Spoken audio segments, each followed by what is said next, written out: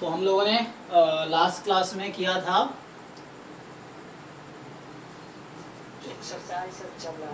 Exercise तो हो गया था ना, 3.1 कंप्लीट कर दिए थे।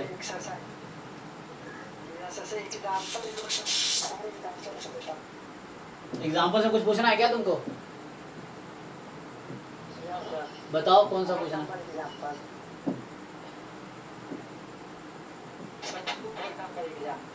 4 नंबर एग्जाम्पल। अच्छा चलो देखते हैं 4 नंबर एग्जाम्पल क्या कह रहा है। अच्छा ये पूछना है एग्जाम्पल नंबर 4, ये वाला है ना? ओके सो ये कह रहा है कि the minute hand of a watch is 1.5 centimetre long. जो घड़ी की है ना, घड़ी में 3 सुई होती है, सेकेंड वाली, मिनट वाली और घंटे वाली, है ना? So second, minute and hour hand. So कह रहा है कि जो मिनट हैंड है वॉच का 1.5 सेंटीमीटर लॉन्ग है। How far does it steep move in 40 minutes. Okay तो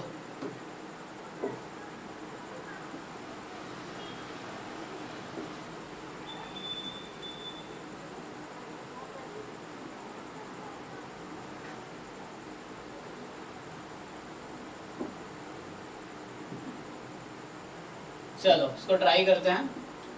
कह रहा है कि 40 मिनट में उसकी टिप, तो घड़ी में देखो ध्यान से, मान लो ये घड़ी है। सो अभी सिर्फ एक ही सुई बनाएंगे मिनट वाली, जिसकी बात किया है उसने ना, कि जो मिनट हैंड है उसकी लेंथ है 1.5। Minute hand of a watch is 1.5 centimetre long. How far does it steep move in 40 minutes.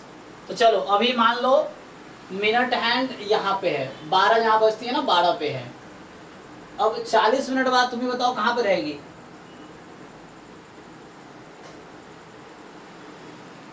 चालीस मिनट बाद मान लो 1 2 3 4 5 6 7 8 9 8 10 11। तो 40 मिनट बाद यहाँ से चल के ऐसे आ जाएगी, है ना? ओके तो क्वेश्चन ये कह रहा है तुमसे, तो तुम कहीं से स्टार्ट कर सकते थे, मैंने वैसे ही स्टार्ट किया है। तो क्वेश्चन है the minute hand of a watch is 1.5 centimetre long. तो इसकी जो रेडियस है वो 1.5 समझ लो, एक सर्कल है जिसकी रेडियस है 1.5 सेंटीमीटर। सो ये 1.5 सेंटीमीटर इसकी रेडियस है। अब क्या कर रहा है कि how far does it strip move in 40 minutes. तो 40, ये लेंथ निकालना है तुम्हें, देखो ये लेंथ निकालना है, ये आर्क लेंथ निकालना है। तुम बताओ, पहले तो ये थीटा निकालना पड़ेगा तुम्हें रेडियन में, और यहाँ डायरेक्शन है कोई वो नहीं कर रहा हूँ, डायरेक्शन का इंपॉर्टेंट नहीं, बस हमें देखना है कि लेंथ निकालना है। तो लेंथ निकालना है तो ये एंगल थीटा है और ये लेंथ एल है, मान लो वही एल फाइंड करना है। रेडियस 1.5 है, ठीक है, ये रेडियस क्या है 1.5 है। अब सो रेडियस 1.5 है, लेंथ एल है। तो मुझे बता सकते हो तुम ये कितना एंगल, कितना डिग्री या कितना रेडियन है, डिसाइड कर पाएंगे?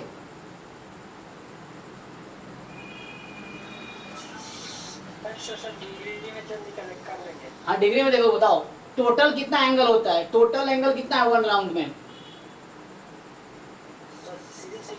360 डिग्री। तो 5 मिनट में कितना एंगल बनाएगा तुम सोचो। कितने पार्ट है इसके इस तरह के? 1 2 3 4, कितने पार्ट्स हैं टोटल इस तरह के? तुम अगर नहीं रे 60 पार्ट थोड़ी है, मैं ऐसा बात कर रहा हूँ 5-5 मिनट वाली। हाँ 5-5 मिनट वाली कितने पार्ट हैं? हालांकि तुमने भी सही कहा, वैसे 60 मिनट का है। तो देखो ये जैसे भी तुम डिसाइड कर लो, तो अगर 360 को तुम डिवाइड करोगे 12 से कितना आएगा? नहीं 360 डिग्री को, एनीवे वो छोड़ो, मैं शॉर्टकट बताता हूँ। देखो 60 मिनट में जो मिनट हैंड है कवर्स 360 डिग्री, सही बात है? जो मिनट हैंड है 60 मिनट्स में, सो ऐसा लिख लो, इन 60 मिनट्स इट कवर्स, इट मतलब मिनट हैंड, 60 मिनट में जो मिनट हैंड है पूरा एक चक्कर लगा लेती है। एक चक्कर लगाने में कितना एंगल हो गया? 360 डिग्री, तो 360 डिग्री हो गया। और इन 1 मिनट, तो 360 डिग्री लिखो या 2 पाई रेडियन लिखो, तुम्हारी मर्जी, जैसे तुम्हें लिखना है। तो मैं 2 पाई रेडियन लिखना तो भी चलेगा। सो इन 1 मिनट इट कवर्स, बताओ कितना? 2 पाई बाई 360 एंगल बात कर रहा हूँ। 2 पाई रेडियन एंगल कवर करता है। सो सॉरी 360 डिवाइड थोड़ी करेंगे, किसे डिवाइड करेंगे तुम बताओ? 60 मिनट में 2 पाई चलता है। 2 पाई में दिक्कत है, 360 ले लो, मुझे कोई दिक्कत नहीं है। 360 डिग्री मैं बोल रहा हूँ कि ये जो मिनट हैंड है 60 मिनट हैंड है ना, तो एक चक्कर 60 मिनट में लगाती है, 1 घंटा। तो 60 मिनट 360 डिग्री का एंगल बनाती है। 60 मिनट में 360 डिग्री का एंगल बनाती है वो। तो 1 मिनट में कितना एंगल बनाएगी? 360 से डिवाइड कर देंगे। Yes yes. अब मुझे क्वेश्चन में कितने मिनट की बात किया है? 40 मिनट। तो 40 मिनट में कितना एंगल बनाएगी ये देखना है मुझे। 40 से मल्टीप्लाई कर देंगे। Yes yes correct. 360 डिग्री बटे 60 गुने 40 कितना आ गया ये? सो 6 से काट दो इसको, 6 से 36, 6 चौक 24, 240 डिग्री। और 240 डिग्री को तुम रेडियन में कन्वर्ट करके बताओ कितना आएगा? 240 डिग्री को रेडियन में कन्वर्ट करके बताओ।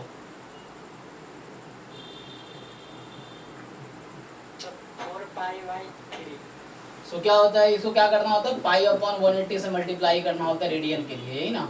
सो 0 0 कट गया, 6 3 18, 6 4 24, 4 पाई बाई 3। तो फाइनली तुम्हें ये पता चल गया कि जो 40 मिनट में वो जो मिनट वाली सुई है, मिनट हैंड है वॉच में, वो टोटल 240 डिग्री यानी कि 4 पाई बाई 3 एंगल कवर करती है। सो एंगल पता चल गया तो एल निकाल लेंगे। यस। सो थीटा हो गया 4 पाई बाई 3। रेडियस मुझे पहले ही दे रखा है 1.5 सेंटीमीटर, तो ये दोनों मुझे पता चल गया। अब मुझसे क्या पूछा है? मुझसे पूछा है कि लेंथ ऑफ आर्क बताओ। तो क्या होता है लेंथ ऑफ आर्क का फॉर्मूला सर्कल में? थीटा आर ना। हाँ, एल अपॉन आर थीटा था, तो थीटा था 4 पाई बाई 3, आर है 1.5 सेंटीमीटर। तो तुम कैंसिल करना चाहो कर लो, ये 1.5 3/2 होता है। तो ये फाइनली 4 पाई को, ठीक है ना, तो मल्टीप्लाई कर लो 1.5 से, तो ये हो जाएगा 2 पाई आ जाएगा शायद, देखो 2 पाई सेंटीमीटर। पाई को यूज करने को बोला है क्या कुछ? पाई को इसने कहा था 3.14 यूज करो। हाँ, पाई को बोला है 3.14 यूज करो। सो पाई की जगह रख दो 3.14, तो कितना हो गया? 6.28 सेंटीमीटर इस क्वेश्चन का आंसर है। अब देखो अगर डाउट है अभी भी तो बताओ। ठीक है ना। हाँ, सो ये हो गया हमारा। तो पहले किस तरह एंगल निकालना था, मेन चैलेंज था। रेडियस तो दे ही रखा था, मेन चैलेंज था कि एंगल क्या है, 40 मिनट में एंगल कितना बनाया वो चैलेंज था। उसके बाद पता था हमें रेडियस, तो लेंथ आ जाएगा। चलो, तो और कोई डाउट है किसी को? नहीं है ना? और कुछ पूछना है? चलो, तो अब आगे बढ़ते हैं थोड़ा। सो आगे बढ़ने से पहले एक बार चेक कर ले।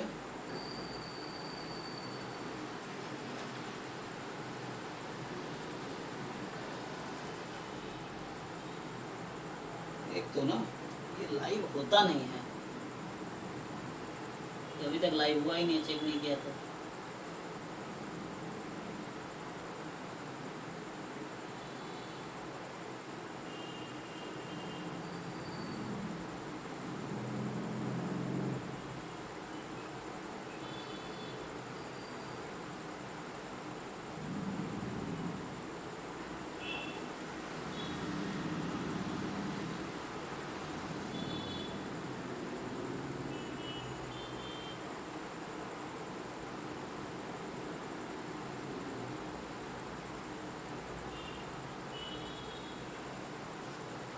तो भी वो लाइव कर देता हूँ, ये पता नहीं क्या प्रॉब्लम हो जाता है इसका।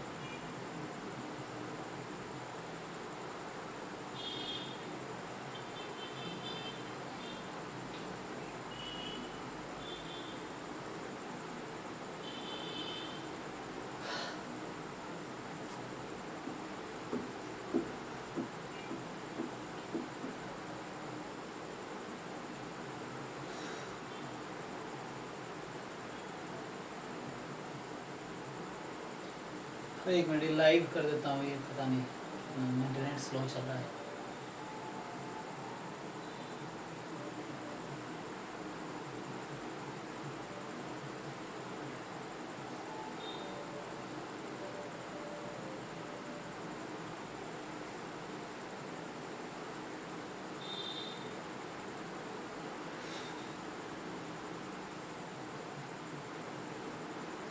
ओके तो कंटिन्यू करते हैं। तो यहाँ पे देख लो मैं,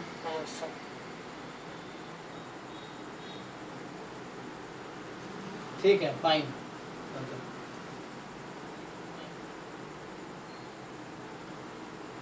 सो हम लोग लास्ट क्लास में एक्सरसाइज 3.1 किए थे और उसके एग्जांपल्स अभी एक किए हैं और अभी अब आगे कंटिन्यू करते हैं।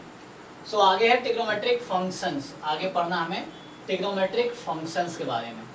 चलो तो ट्रिग्नोमेट्रिक फंक्शंस के बारे में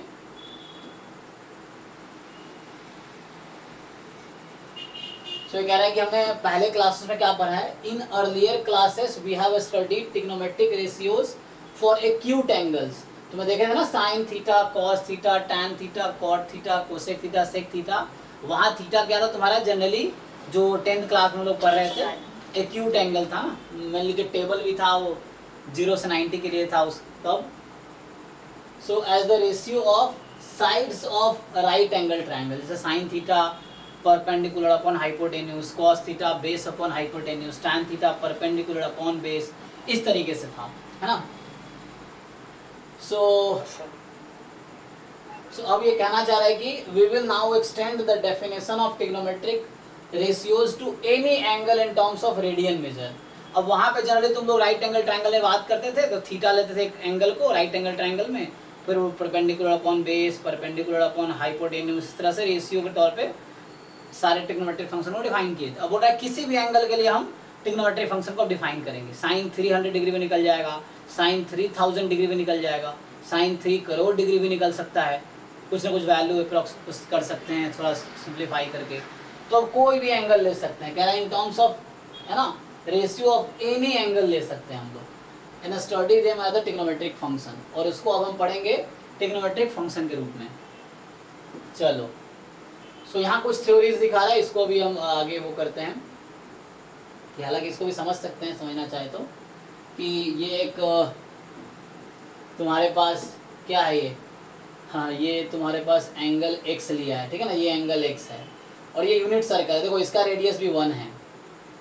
तो तुम्हें पता है ना, हमने डिस्कस किया था पहले कि यूनिट सर्कल में रेडियस 1 होता है, तो जो आर्क लेंथ है वही तुम्हारा एंगल है। यही था ना कि ये जो x है यही x रेडियन है, ये जितना लेंथ है यही x रेडियन बना रहा है। सो यूनिट सर्कल में जो ये लेंथ ऑफ आर्क है उसका लेंथ जितना है उतने ही रेडियन का एंगल सेंटर पे बन रहा है। बाकी था क्लॉकवाइज में एंगल नेगेटिव रहेगा और एंटी क्लॉकवाइज डायरेक्शन में एंगल पॉजिटिव रहेगा। तो ठीक है, आगे देखते हैं कहने का क्या कोशिश कर रहा है। तो यहाँ कुछ फॉर्मूला डिराइव कर रहा है, cos square x plus sine square x 1 कैसे होता है। ये तुमने वहाँ भी प्रूव किया होगा, परपेंडिकुलर अपॉन हाइपोटेन्यूज का स्क्वायर फिर बेस अपॉन हाइपोटेन्यूज का स्क्वायर, पाइथागोरस फॉर्मूला से 1 आ जाता है। तो वहाँ भी प्रूव किया होगा, यहाँ भी इस तरीके से ये प्रूव कर रहे हैं। सो अभी थोड़ा इसको हम स्किप करते हैं, आगे बढ़ते हैं।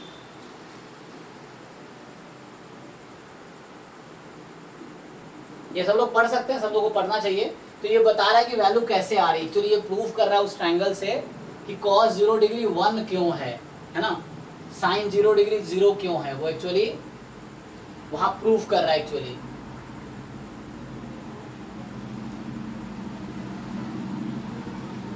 ठीक है ना, यहाँ देखो ये एक्चुअली प्रूव कर रहा है कि ऐसा क्यों हो रहा है ना। यहाँ पे तुम चेक कर सकते हो कि ये जो एंगल है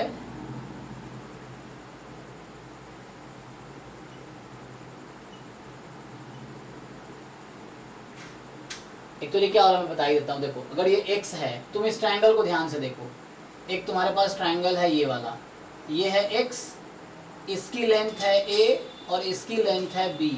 तो ये हाइपोटेन्यूज कितनी होगी, ये a है, ये हाँ root under a square plus b square, और वो इसने 1 दे रखा है आपको। क्या दे रखा है, 1, क्योंकि यूनिट सर्कल है। 1 क्यों दे रखा है, क्योंकि ये यूनिट सर्कल है। तो यहाँ से अगर तुम फाइंड करोगे ये a जो है, सो अगर तुम यहाँ से चलो ये 1 है तुम्हारे पास, तो अगर तुम साइन x का फॉर्मूला लगाओ यहाँ पे तो क्या होता है sine x perpendicular upon hypotenuse, यही ना, तो ये एक्चुअली b आ जाएगा। cos x क्या होगा बेस अपॉन हाइपोटेन्यूज, तो ये a आ जाएगा। तो ये कहना चाह रहा है कि ये जो x एंगल है, ये जो a है वो cos x की वैल्यू है, यहाँ भी वही कह रहा है, देखो a cos x a है, sin x b है एक्चुअली, इस तरीके से। और आगे फिर ये प्रूफ कर रहा है ना, क्योंकि वो यूनिट सर्कल लिया है तो इसमें दिखा रहा है कि वैसा होगा। और ये x रेडियन था क्योंकि ये लेंथ x था, तो यहाँ पे a b लेंथ लिया, यहाँ से दिखा रहा है कि जो a square plus b square है यहाँ पे वो 1 है, मतलब cos square x plus sine square x 1 है एक्चुअली, ठीक है ना, ये कहना चाह रहा है। तुम यूनिट सर्कल ले लो तो ये दिखा रहा है इस तरीके से कि तुम ये इक्वल दिखा दो, फिर तुम दिखा दो यहाँ पे कि वो 1 होता है, तो इस तरीके से प्रूफ कर रहा है ये। अब कह रहा है since 1 complete revolution subtends an angle of 2 पाई, हम जानते हैं कि एक पूरा चक्कर लगाओगे तो कितना एंगल बनता है 360 डिग्री, जिसको हम 2 पाई रेडियन बोलते हैं ना, तो उस तरीके से। एंड कह रहा है कि AOB 90 डिग्री है, ओके, तो AOB तुम देख सकते हो यहाँ से, A पॉइंट यहाँ है, AOB है ना, तो ये तो कुछ नई बात नहीं, हमें पता ही है पहले से कि AOB 90 होगा, AOB 90 डिग्री है, ओके ओके। और क्या जानकारी दे रहा है जरा देखते हैं, इस तरह से बताना चाह रहा है AOC, ओके तो पता है हम लोगों को।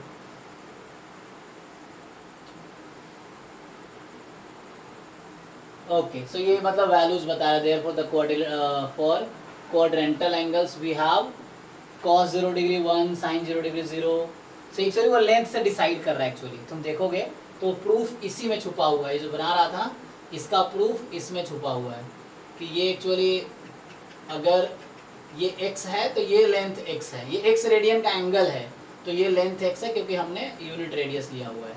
अब यहाँ पे ये 0 डिग्री है, ये 90 डिग्री है, यहाँ से तुम्हें दिखाया हमने कि एक ट्रायंगल बना लो तुम, तो ये लेंथ a है, ठीक है ना, ये पूरा 1 है, हालांकि ये इतना a है और इतना b है।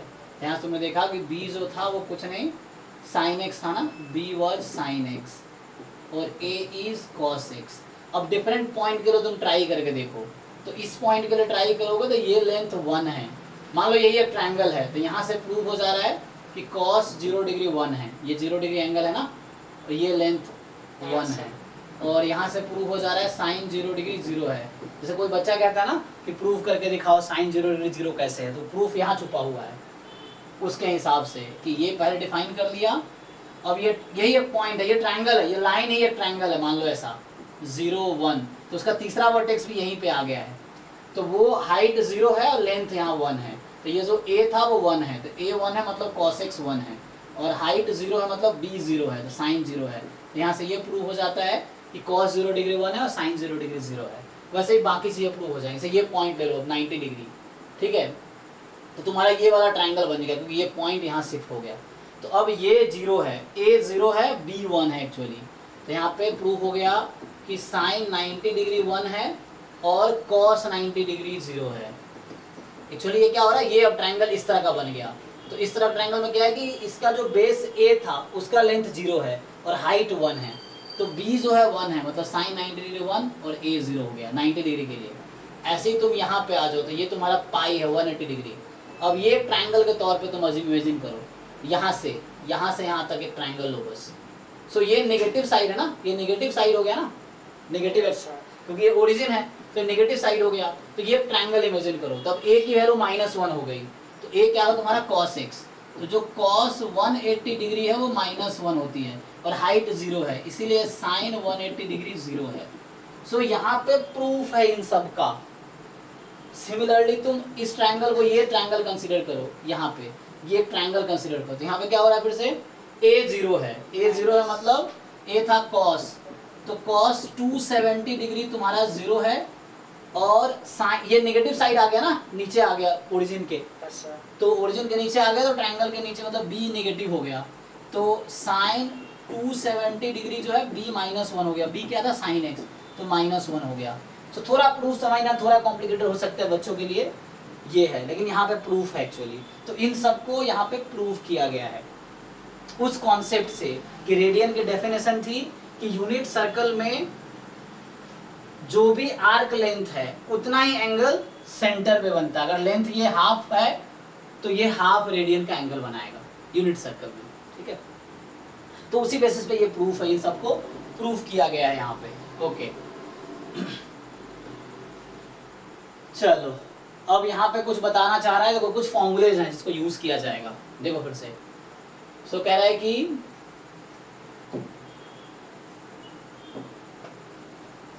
यहाँ पे कि now if we take one complete revolution from the point P, so like यहाँ पे ले लो तुम, ये तुम्हारा है, ये पॉइंट P ले लो, ठीक है। सो एक कंप्लीट रेवोल्यूशन करो इसका पॉइंट P से, यूनिट सर्कल ही ले रहा हूँ तो ठीक है। इसके लिए पॉइंट P यहाँ पे है, कहाँ लिया था, यहाँ पे पॉइंट P लिया है। ओके सो ये इस पॉइंट से स्टार्ट कर रहा है, कहीं से भी स्टार्ट कर सकते हैं हम लोग, कोई दिक्कत नहीं है। देखो जैसे मैं अगर यहाँ से स्टार्ट करूँ, मैं अगर यहीं से स्टार्ट करूँ, सो अगर यहाँ से स्टार्ट करोगे तो एक चक्कर के बाद क्या आ जाओगे, वहीं पे P पे ना। Yes sir. तो यहाँ पे कहने का मतलब ये है कि 0 डिग्री पे जो वैल्यू आएगी ना साइन की, वही वैल्यू साइन की 360 डिग्री पे भी आएगी। ये चीज़ है P। अगर P तुम्हारा मान लो यहाँ पे पॉइंट है, अभी P यहाँ पे है, सो एक चक्कर बाद तुम वापस यहीं पे आ जाओगे। सो ये यहाँ से स्टार्ट करो, ये यहाँ से स्टार्ट करोगे, सो 360 प्लस x हो गया। अगर यहाँ से स्टार्ट किए मान लो तुम, कितना एंगल हो गया ये, जितना मैंने घुमाया है ये x है, ठीक है ना। सो यहाँ से स्टार्ट करके एक चक्कर के बाद यहाँ वापस यहाँ पे आ गए, स्टार्ट हमने यहाँ से किया है। सो यहाँ मान लो कल 360 प्लस x, हाँ 360 डिग्री प्लस x, और ये अगेन साइन में इतना ही आएंगी जो साइन x होगा, क्योंकि एंगल वही है ना, एंगल वही है, बस रेवोल्यूशन बढ़ रहा है तो उससे वैल्यू पे चेंज नहीं आएगी। तो ये यहाँ कहना चाह रहा है, देखो if you take one complete revolution from a point P, we again come back to point P, thus we have observed that if x increases or decreases by integral multiple of 2 पाई, मतलब 2 पाई के multiple से कोई angle increase हो रही है तो the value of sine and cosine function do not change. So ये formula कहना चाह रहा है, sine 2n pi plus x is equal to sine x and cos 2n pi plus x is equal to cos x. होगा तो sir change नहीं होगा value. हाँ नेगेटिव भी होगा तो तुम, हाँ सर चेंज नहीं होगा वैल्यू, इंक्रीजेस या डिक्रीजेस 2 पाई। यस, तो जब तुम क्लॉकवाइज ले रहे हो तो तुम एक्चुअली एंगल नेगेटिव कंसीडर कर रहे हो ना, नेगेटिव 2 पाई हो गया। और जब एंटी क्लॉकवाइज जा रहे हो तो पॉजिटिव 2 पाई। मैं जो शुरू में किया था, मैं एंटी क्लॉकवाइज लिया ना, तो एंटी क्लॉकवाइज में पॉजिटिव है तुम्हारा, जो एन पॉजिटिव यहाँ पे कब रहेगा, जब तुम एंटी क्लॉकवाइज आ रहे हो। और जब क्लॉकवाइज जा रहे हो तो एंगल क्या है, नेगेटिव है। तो एन पॉजिटिव हो चाहे नेगेटिव हो, कोई भी इंटीजर हो, तो ये सबके लिए वैलिड है एक्चुअली, ठीक है ना। तो यहाँ से कहने का मतलब मैं फॉर्मूला लिखता हूँ, एक फॉर्मूला आया कि एक तो sine 2n pi plus x angle वो साइन एक्स के इक्वल रहेगा, cos 2n pi plus x cos x रहेगा, tan 2n pi plus x tan x रहेगा, क्योंकि रेशियो इसका ना साइन और cos का रेशियो क्या होता है, tan होता है ना, तो इसीलिए साइन और cos का रेशियो tan है। फिर ऐसे ही cot 2n pi plus x cot x रहेगा, sec 2n pi plus x sec x रहेगा, cosec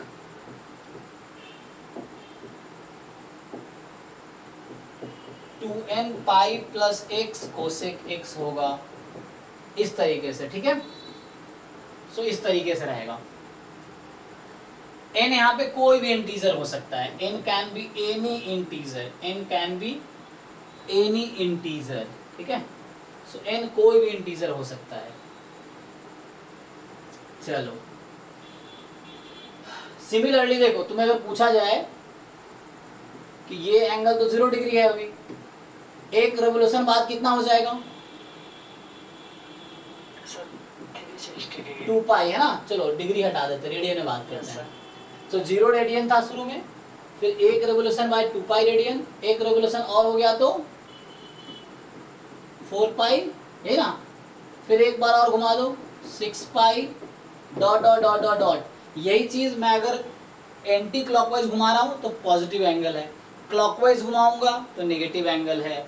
तो यहाँ पे क्या होगा कि ये +-2 +-4 +-6, मतलब अगर मैं क्लॉकवाइज घुमाऊं तो ये फिर नेगेटिव एंगल हो जाएगा, एंटी क्लॉकवाइज में ये पॉजिटिव एंगल है ना। डायरेक्शन ये एंगल के रूल में है या एंगल के डेफिनेशन में है कि जब आप क्लॉकवाइज जाओगे तो एंगल पॉजिटिव कंसीडर होगा, जब एंटी क्लॉक क्या हो गया, उल्टा हो गया ना, जब क्लॉकवाइज जाओगे तो एंगल नेगेटिव होगा, और जब एंटी क्लॉकवाइज जाओगे तो एंगल पॉजिटिव है। ठीक है, घड़ी जैसे चलती है वैसे चलोगे तो एंगल नेगेटिव होगा, घड़ी के उल्टा चलोगे डायरेक्शन में तो वो पॉजिटिव एंगल होगा।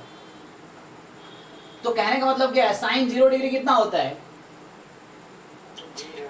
हाँ, और साइन 180 कितना होता है,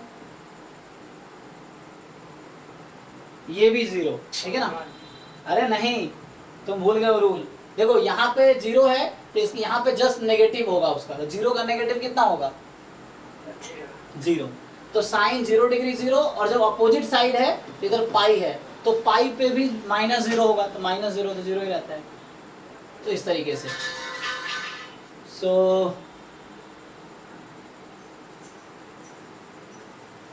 तो अगर ऐसे आओगे तो ये मान लो +-पाई, अगर एंटी क्लॉकवाइज गया है तो प्लस पाई, क्लॉकवाइज गया -पाई, फिर एक चक्कर और लगा लिए तो +-3 पाई +-5 पाई +-7 पाई, ये एंगल्स इस साइड होगा। अब कहने का मेरा मतलब क्या है कि साइन में तुम पाई का कोई भी मल्टीपल लो, चाहे 1 पाई हो या 2 पाई हो या 3 पाई 4 पाई 5 पाई 6 पाई, इन सब पे साइन की वैल्यू कितनी रहेगी, 0, क्योंकि साइन 0 0 है ना, तो रेवोल्यूशन के बाद वैल्यू पे चेंज नहीं होगा, एक कंप्लीट रेवोल्यूशन करके जहां पे आ गया वैल्यू जो थी वही रहेगी। तो रेवोल्यूशन, पूरा रेवोल्यूशन के बाद कोई फर्क नहीं पड़ता वैल्यू पे।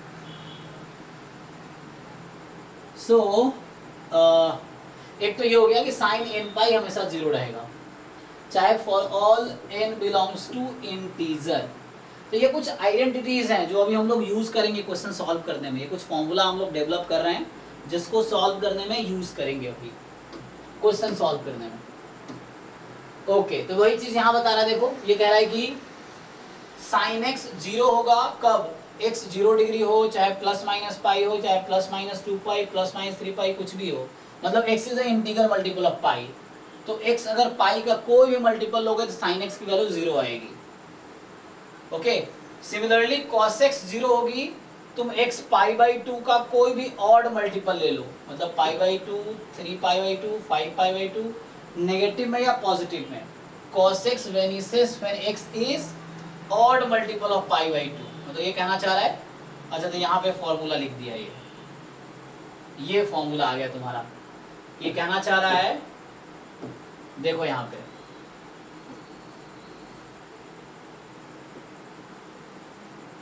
ये जो तुम्हारे पास है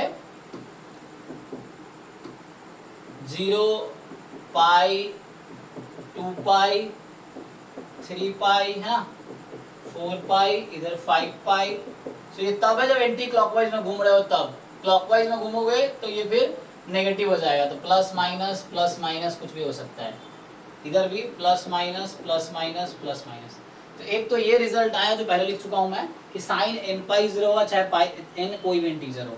कॉस के लिए जो हो, इधर है π/2, यहाँ चलना शुरू किए π/2, यहाँ पे आए 3 π/2, फिर ऊपर गए 5 π/2, फिर नीचे आए 7 π/2, फिर यहाँ आए 9 π/2, फिर इधर आए 11 π/2, इस तरीके से, ठीक है, चलता रहेगा। अब ये फिर से मैं एंटी क्लॉकवाइज में हूँ तो एंगल पॉजिटिव है, क्लॉकवाइज में आऊंगा एंगल नेगेटिव हो जाएगा, अगर आप क्लॉकवाइज में आओगे तो एंगल आपका नेगेटिव हो जाएगा। तो यही चीजें प्लस माइनस दोनों कंसीडर कर लो,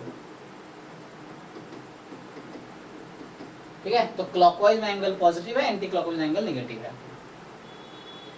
उल्टा बोल रहा हूँ ना, फिर से मैं सॉरी, क्लॉकवाइज में एंगल नेगेटिव है, एंटी क्लॉकवाइज एंगल पॉजिटिव है, वो बोलते हो ना, ठीक है। क्लॉकवाइज में एंगल नेगेटिव होगा, एंटी क्लॉकवाइज में एंगल पॉजिटिव होगा, है ना? हाँ, सो कॉस में क्या होगा, कॉस में 2n प्लस 1 या 2n माइनस 1 कुछ भी ले सकते हो तुम, पाई बाई 2 जीरो होगी for all n belongs to integer, है ना? अगर कहीं ऐसा लिखा हुआ है तो भी कोई गलत नहीं है, क्योंकि दोनों ऑड नंबर का ही जनरल फॉर्म है, ठीक है? सो 2n माइनस 1 या 2n प्लस 1 दोनों ऑड नंबर का ही जनरल फॉर्म है, तो कोई भी चलेगा। तो कॉस में ये जीरो होता है और साइन में होता है n पाई, साइन n पाई जीरो होता है एक्चुअली। ओके, तो ये कुछ फॉर्मूले डेवलप हो रहे हैं जो हम लोग देख रहे हैं कैसे बनाए जा रहे हैं। चलो थोड़ा आगे देखते हैं और क्या क्या फॉर्मूला आ रहा है। ओके, बाकी तो ये सब हम लोग जानते हैं ना फॉर्मूला, तो ये फॉर्मूला जानते हैं लोअर क्लास से कि cosec x 1 by sine x होता है, sec x 1 by cos x होता है, tan x sine by cos होता है, cot sine by cos by sine होता है। लेकिन ये सब क्या है, हाँ अब ये देखते हैं ये सब क्या है। दोबारा लिख दूं? हाँ हाँ हाँ, पहले क्लास जब रिवीजन कर रहे थे तो देखो यहाँ कुछ ऐसा लिख रहा है ये कि कोसेक एक्स बराबर 1 बाई साइन एक्स है, लेकिन कुछ रेस्ट्रिक्शन भी है। ये कब है, तो देखो साइन एक्स अगर जीरो हो गया तो कोसेक तो नॉट डिफाइन हो जाएगा। तो बताओ किस किस एंगल पे साइन जीरो होता है? तो x को n पाई नहीं हो सकता है x, क्योंकि अगर x, अब तुम्हें याद है डोमेन निकाल रहे थे हम, वही यहाँ कुछ ना कुछ कर रहे हैं। हाँ, कि sin x अगर जीरो हो गया तो cos x नॉट डिफाइन, तो हमें x की वही वैल्यूज कंसीडर करनी होगी जहाँ पे साइन डिफाइन मतलब नॉन जीरो हो, ताकि कोसेक डिफाइंड हो वहाँ पे, है ना? इस तरीके से। तो इसीलिए ये लिखा रहता है। ये क्यों लिखा रहता है? ये बता रहा है कि x को तुम n पाई नहीं ले सकते। अगर तुमने x को n पाई लिया तो तुम्हारा साइन एक्स जीरो हो जाएगा, हाँ फिर कोसेक नॉट डिफाइन हो जाएगा, इसीलिए। ठीक, ऐसे ही जो सेक एक्स है 1 बाई कॉस एक्स है। अब बताओ फिर कॉस एक्स किस किस एंगल पे जीरो होता है? कॉस एक्स, कॉस की value odd multiples of pi by 2, है ना? Sorry, odd multiples of pi by 2, हाँ। सो 2n प्लस 1 पाई बाई 2। सो ये इसके इक्वल नहीं हो सकता, क्योंकि अगर cos x odd multiple of pi by 2 हो गया तो ये cos x जीरो हो जाएगी, तो फिर जो sec x है वो नॉट डिफाइन हो जाएगी। तो इसीलिए, और यहाँ n जहाँ भी लिख रहा हूँ हर जगह n इंटीजर है, हर जगह n क्या है? एक इंटीजर है, ठीक है? ओके, सिमिलरली बाकी भी ऐसे ही है कि जो tan x है तुम देखोगे लिखा रहता है sin x अपन, या मैं जस्ट उस तरीके से लिख देता हूँ, हमने लिखे थे कि cot x is 1 upon tan x। अब मुझे बताओ tan x की वैल्यू जीरो किस किस एंगल पे आएगी?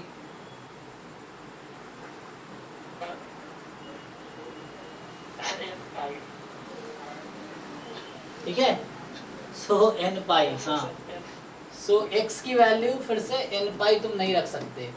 ऐसे ही जो बाकी है ना, बाकी ऐसे ही क्या हो गया, कोसेक सेक कॉट, बाकी तो ऐसे ही, ठीक है ना? ये हो गया। ऐसे ही तुम रेसिप्रोकल वैसे ही कर लेंगे तो उसके हिसाब से डिसाइड कर लेंगे। तो यहाँ भी वही कर रहा है, cot x cos upon sine है, x n पाई नहीं हो सकता, ये 2n प्लस 1 पाई बाई 2 नहीं हो सकता, क्योंकि डिनोमिनेटर को नॉन जीरो होना पड़ेगा ताकि जो क्वांटिटी हम डिफाइन कर रहे हैं वो एक वेल डिफाइंड हो या फाइनाइट नंबर हो एक्चुअली। चलो, सो अब ये फॉर्मूला तुम लोग जानते हो। अब ये कहना चाह रहा है कि साइन और कॉस में फॉर्मूला क्यों है?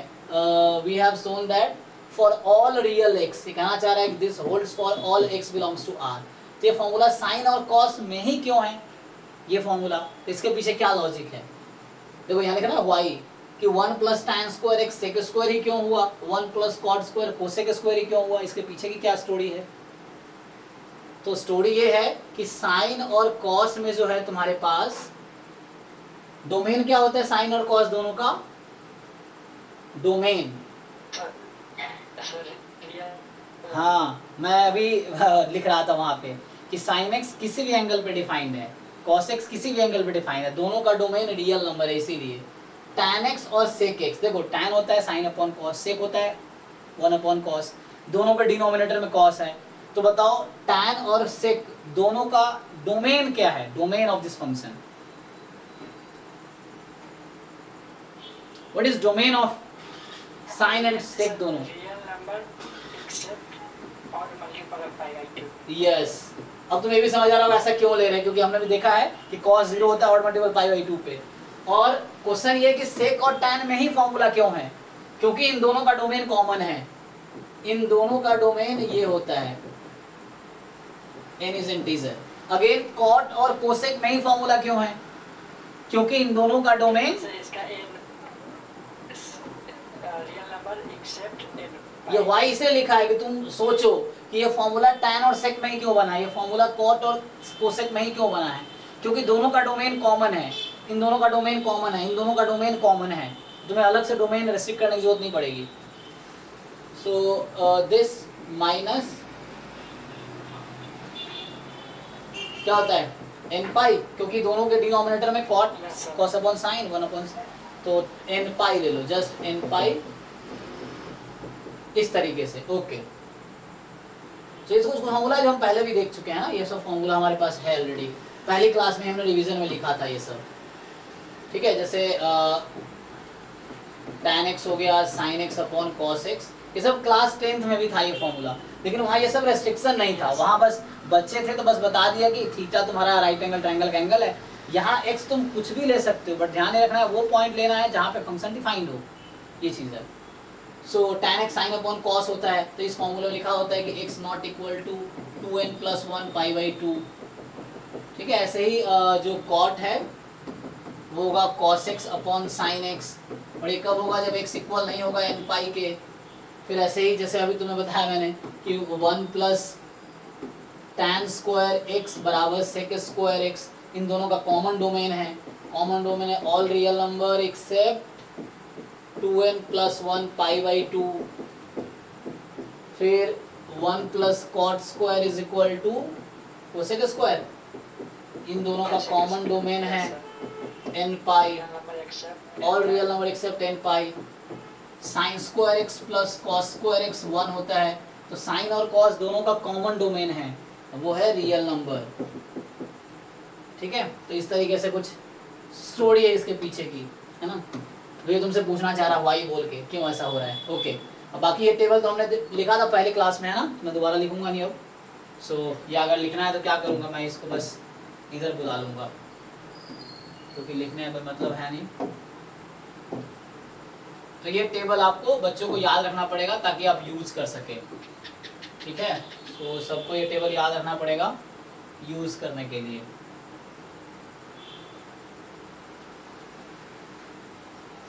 ठीक, तो ये तो हम जानते ही हैं कि साइन 0 डिग्री 0, साइन है ना, sine 0 degree 0, sine 30 degree 1/2, sine 45 1/√2, sine 60 √3/2, sine 90 1।